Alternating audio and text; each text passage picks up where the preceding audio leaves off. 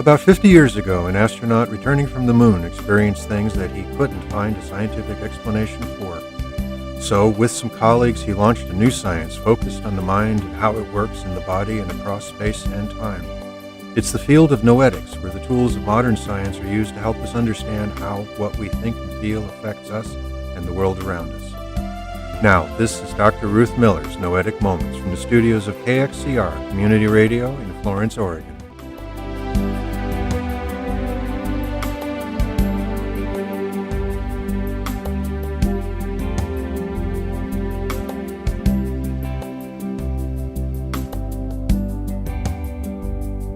This is Noetic Moments, the show that explores what consciousness is, what it does, how it works, and how our lives could be much fuller if we understood it better.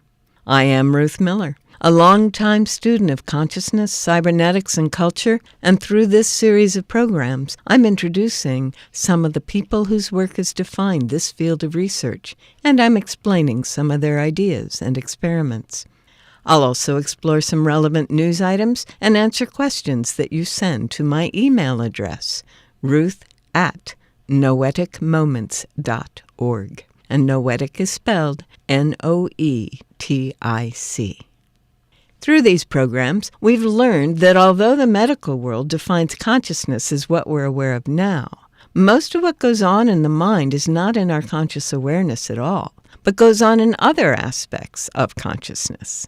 Besides our normal awareness, which we call the conscious mind, there's what keeps our bodies going and includes our fears and beliefs about threats and dangers, which we're calling the subconscious mind. And there's what connects us with our highest ideals and guides us in our actions, the superconscious mind. We've learned that we can change our state of consciousness so we're aware of different aspects of our mind at different times. And then we learned that the brain modifies whatever sensory signals it receives to fit past patterns of experience following a default network or structure in the brain. This means that we perceive, we see, hear, taste, smell, and feel what our brains expect to experience based on the past. We've learned that no one has yet been able to pinpoint how ideas and thoughts are formed in brain tissue, and we saw that our body often responds faster than nerve impulses or chemicals can travel, and before we're aware of it. Some experiments have even demonstrated that a person's mind continues to perceive and process for as much as several hours, even when the brain and heart are flatlined and the person has been declared dead. Based on all of this, many scientists have come to accept that what we call mind is not the product of the electrochemical activity of the cells that make up the brain, but is, in fact, the activity of a field that surrounds and permeates the brain and the body. It's possible to measure at least a portion of this field as electromagnetic activity for several inches around the body in what some say is an egg shape extending from below our knees to a few inches above our heads. Mind, then, is a field, a pattern of energy that exists whether the body is functioning or not, and permeates and develops with the body and the brain. This means that the brain is best understood as a receiver-transmitter, receiving messages from the mind and transmitting them to the body, and receiving messages from the organs and senses and transmitting them to the body as the subconscious mind. Some researchers are exploring how the two hemispheres of our brain are involved in transmitting and receiving from the world through the left hemisphere and our mind through the right hemisphere. We've learned that this field of mind also affects energy and matter outside of the body in a variety of ways. For example, when the subatomic building blocks of the universe show up as energy or matter in quantum physics experiments, depending on whether a mind is present to observe them. Or when people's bodies and their pets have been observed to change when someone they're connected with turns attention their way. And when individuals in the collective human mind change the readouts from random number generators, as on the network of computers run by the Global Consciousness Project at Princeton. Now, Every field is a unique pattern of vibration that's different from other fields. And different fields can vibrate along similar patterns, resonating with each other, thus affecting each other across space and time. As a result, a growing number of scientists are seeing our individual mind as part of a larger field, equating mind with the quantum or zero-point field out of which all matter and energy arise. And some researchers are using the equations of quantum mechanics, relativity, and computer learning algorithms to describe the role of consciousness in the formation of matter.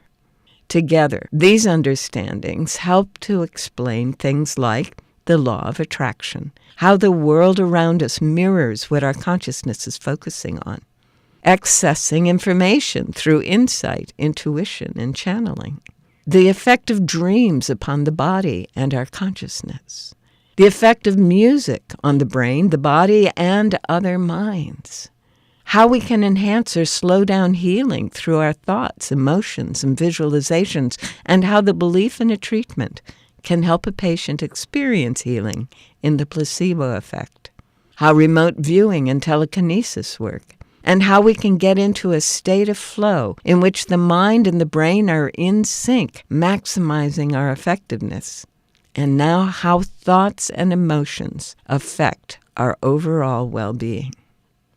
You can catch up on our past shows on our website, www.noeticmoments.org, where you'll also find links to the clips, books, and authors that I mention. And as I've been saying for the last several weeks, we are slowly getting caught up again.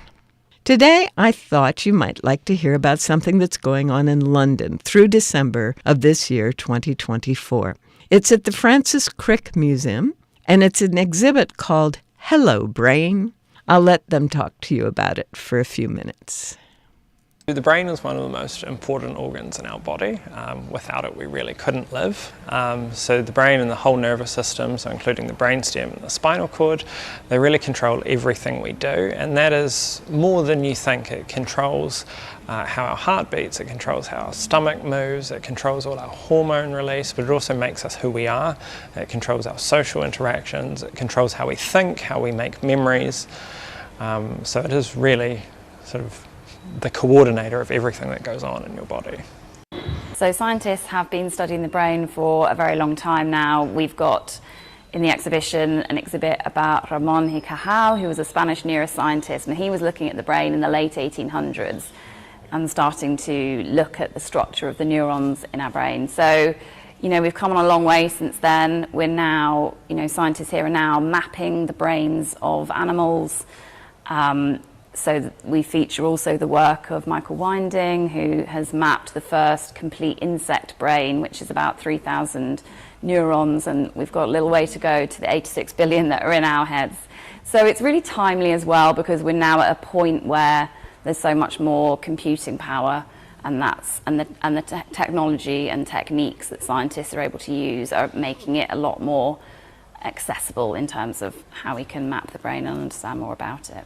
The most complete brain that's been mapped to date is that of the maggot of a fruit fly, which is the size of a poppy seed, and that in itself was a huge undertaking, a huge amount of data, so we clearly have quite a long way to go.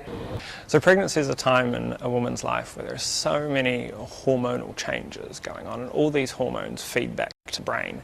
And one sort of critical takeaway is that two of these hormones, estradiol and progesterone, which we know as female sex hormones, they influence the way these neurons function, and the network itself functions, essentially changing part of the brain right at the bottom called the hypothalamus, which drives how mothers interact with their children.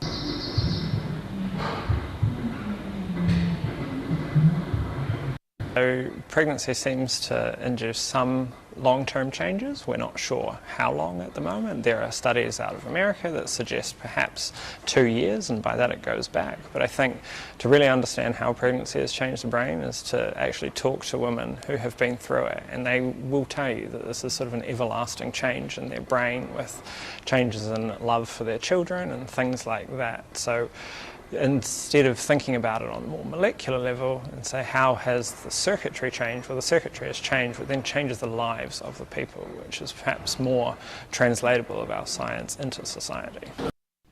Those were two of the researchers at the Francis Crick Institute describing some of the experiments that are on display in that museum through December this year.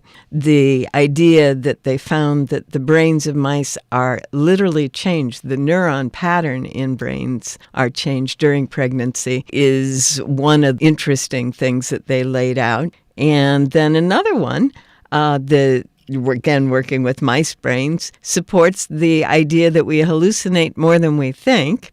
Other Crick scientists have studied how birds learn new songs in their sleep, suggesting that the mind is more important at the subconscious level for learning and memory consolidation than we have been taught.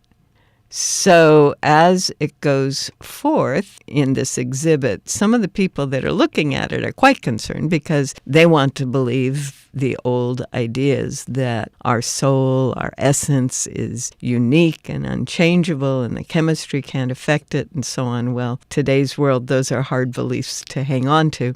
But one lab at the Crick Institute is creating models of brain circuits, cell by cell. In the process, I've been able to map the possibilities of connections in the brain. And we've talked about that a little bit, that the connections are very important and that we can change them, right? And they're also looking at the realization, people are beginning to realize, that if we're willing to study the birds and the mice and fruit flies even to understand the nature of our own brains, well, maybe humans are not all that different from other forms of critters. And perhaps we have not been perceiving the world as it is. It's a marvelous realization that people are beginning to gather, and the Francis Crick Institute is helping people to see. Most of us were taught that our minds are like video cameras recording the world, but this exhibit suggests that in fact our brains are more like projectors, creating our experience of our reality. Which data are used is the fundamental question. What's interesting about that is that as we begin to realize that we are literally manipulating the data that's coming into us to fit our notions of what ought to be real, helps us to understand some forms of distress, mental distress, particularly psychosis. The compelling conclusion of their research is that people who hear voices are not so different from everyone else. We all have voices inside our heads. Some of us hear them as if they were outside our heads, and some of us don't. The theory that they're suggesting at this exhibit at the Crick Institute is that the only difference between normal, quote, voices inside our heads and psychotic folks, unquote, who are hearing voices is this idea that it's coming from someone outside of themselves. And if we mostly perceive the projections of the brain, all that's needed to happen is for the brain to project the wrong thing, and we perceive things that just aren't there. So consciousness, according to the Crick Institute, is getting to be something very, very different as they begin to understand more fully the nature of the brain. They're coming around to what we've been saying here. If you happen to be in London between now and December of 2024, you might want to take a look. It's a lot of hands-on exhibits and a lot of ways to understand the research that's been going on into the nature and the function of the brain and how it relates to our human experience. Hello Brain at the Francis Crick Institute in London, March 2 to December 7.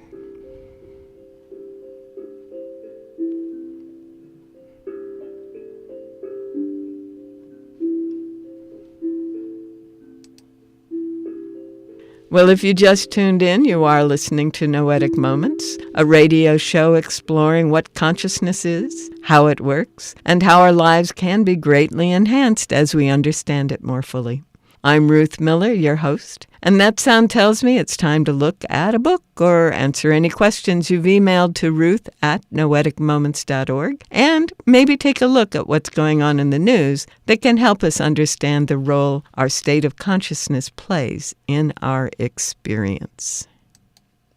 Well, I thought we'd look today at the belief systems and the brain structures that have been excited or that are acting as the transmitters and receivers to those belief structures. Last time we looked at emotions and how the brain preconditions us for certain emotions. Now we're going to look at how the brain retains belief structures. Now, this is a neuroscientist from the University of Southern California, Jonas Kaplan, talking about some studies that he has observed and some that he's participated in. So our goal was to kind of understand this process of belief perseverance from the perspective of biology. And we did this study on the neural correlates of belief change. So in this study, we recruited a bunch of people who had very, very strong beliefs about politics. And we identified things they believed that were political in nature, and other things that they believed that were not political in nature, but they believed just as strongly. So I want to give you an example of one of the beliefs that we studied in our experiment. This is a non-political belief that we found many people strongly endorsed. So we gave them a scale from 1 to 7. How strongly do you believe Thomas Edison invented the light bulb? Do people still believe this? How many people believe that Thomas Edison invented the light bulb? All right, we've got some believers in here. I kind of set that up. Maybe I biased you against it. So we have sort of the belief like this, and inside the fMRI scanner, they read this statement, and then we challenge the belief. We present arguments and evidence against this statement. So, for example, these are all true now. In 1841, decades before Edison's work, a British inventor patented the enclosed bulb design to limit oxygen and keep the burners from catching fire. And nearly 70 years before Edison, Humphrey Davy demonstrated an electric lamp to the Royal Society, and so on. Edison hired this young physicist, Francis Upton, to help work on the light bulb, and it was he who had the significant breakthrough that led to the bulb's development. And actually, Edison's patent was eventually invalidated by the U.S. Patent Office, who found that it was based on the work of another inventor. So we play these statements, and then we ask them again. How strongly do you believe that Thomas Edison invented the light bulb? Did I change anyone's mind? The pro-Edison people? No, we got a staunch Edison fan over here. Okay. Well, for most people in our experiments, we were able to change their minds about that belief, but not about things they believed that were political in nature. These were people who have very, very strong liberal, self-identified liberal political orientation. We wanted to do this study with conservatives as well, but we couldn't find them in LA. So we had things like about health and about Edison, and overpopulation is a serious global concern. And then we had political beliefs, things like the U.S. should reduce its military budget, or the laws regulating gun ownership in the United States should be made more restrictive. And we saw that, as expected, for non-political beliefs, we did make some headway. We were able to soften people's beliefs. This is a before and after our little intervention, and their belief in the non-political statements went down fairly considerably, whereas their political beliefs did not change. People were not willing to change their minds, and that was really the point of the experiment. We wanted to see what's happening in the brain when people are resisting changing their minds, when you feel challenged and you don't want to change. And maybe it's not a surprise at this time, but we saw a very similar pattern of neural activation here. You're going to see this picture over and over again, because I'm going to drill it into your head. These are regions of the brain that are more active when people's political beliefs were challenged compared to when their non-political beliefs were challenged. These are beliefs that are reported to be equally as strong at the beginning of the experiment. But those political beliefs that people really cared about and were relevant to who they thought they were, these are people who believe themselves to be liberals, led to increased activation, again, in these medial, parietal, and prefrontal areas. And the way I think about this is that this is some kind of self-protection, right? These beliefs are part of our self. The brain's job is to protect us and to protect the body and to keep us alive. But the me that the brain is protecting is not just my physical body. It's also my mind. It's also the structure of who I think I am and my identity, my mental models of myself. And so when information comes in that's self-challenging, the brain tries to protect itself, and part of that involves activating and shoring up one's identity. The brain's function is to protect the being. And that's not just the physical being, that's also the mental being, the models of who we are. Therefore, the brain will do everything that it can to sustain, maintain, support, and hang on to beliefs that are tied to our self-identity. This is why it's been so hard for some people to let go of ideas that no longer serve them.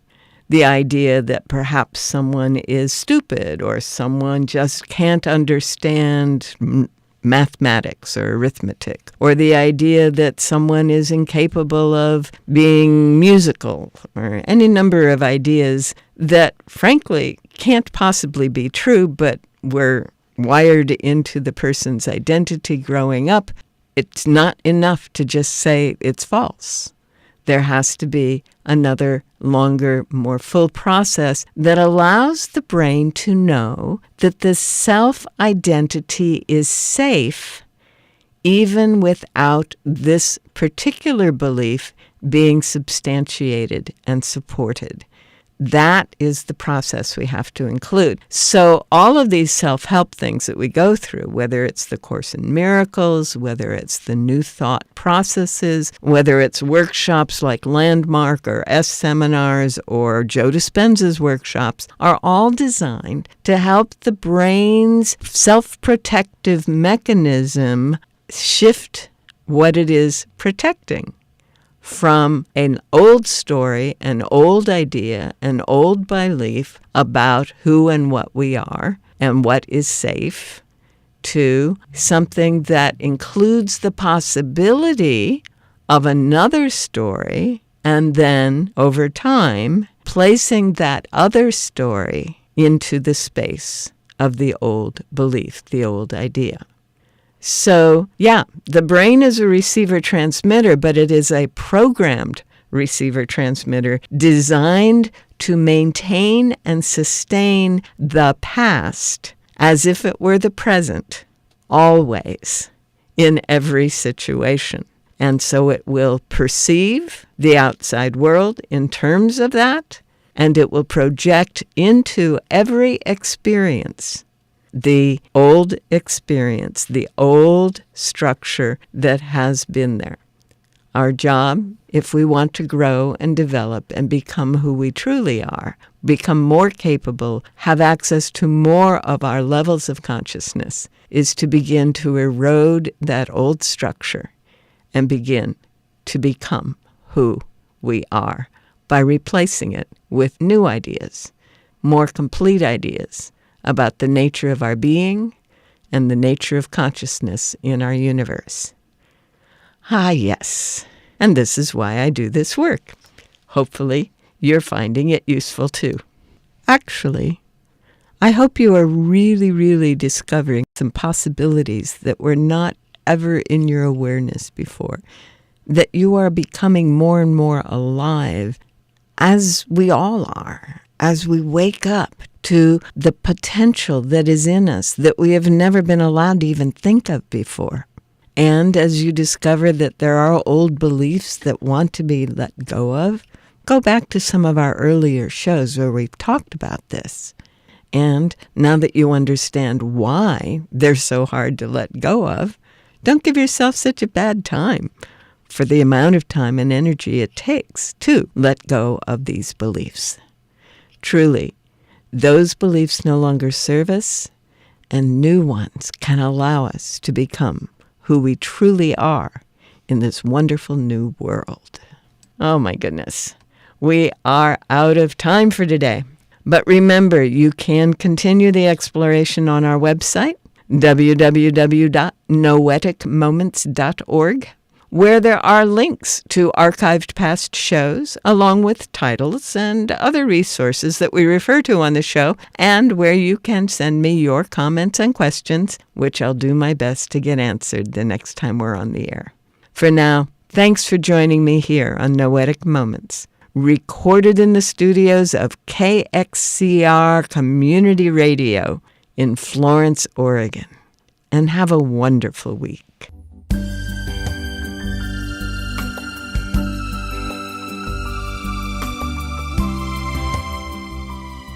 You've been listening to Dr. Ruth Miller's Noetic Moments. This program is produced in the studios of KXCR Community Radio in beautiful Florence, Oregon, supported by you, our listeners. Our theme music is Tumbling Planets, composed and performed by Jeff Lovejoy. To hear this program again or learn more about Noetic Sciences, search our website, www.noeticmoments.org.